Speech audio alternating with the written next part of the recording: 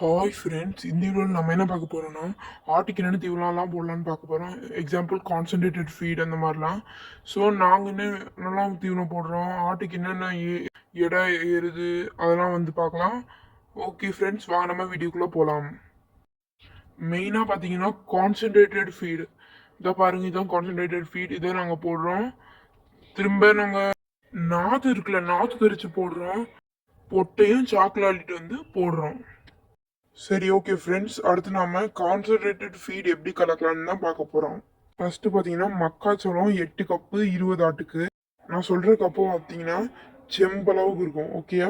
அடுத்து தான் பருத்தி. பருத்தி பார்த்தீங்கன்னா 20 ஆட்டுக்கு 3 கப்பு. அடுத்து பார்த்தீங்கன்னா குருணையும்பாங்க. இது வந்து மாவு மாதிரி இருக்கும். இது பார்த்தீங்கன்னா 20 ஆட்டுக்கு 2 கப்பு.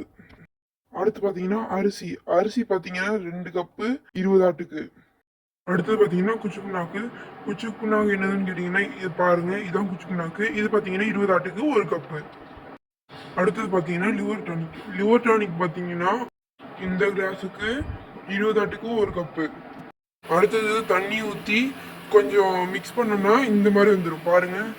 இதை ஆட்டுக்கு போட்டோம்னா ஆட்டு நல்லா விரும்பி சாப்பிடும். அடுத்து லிவர் டானிக் நான் சொன்ன அளவுக்கு ஊற்றிடணும்.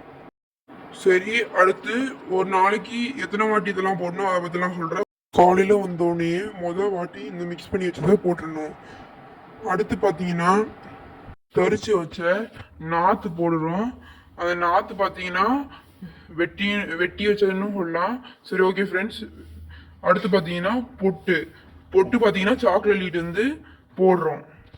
ஓகே, அடுத்து இந்த இறையெல்லாம் சாப்பிட்டு முடிக்கிறதுக்குள்ள சாயங்காலம் 2 இல்லை 3 மணி ஆயிடும்.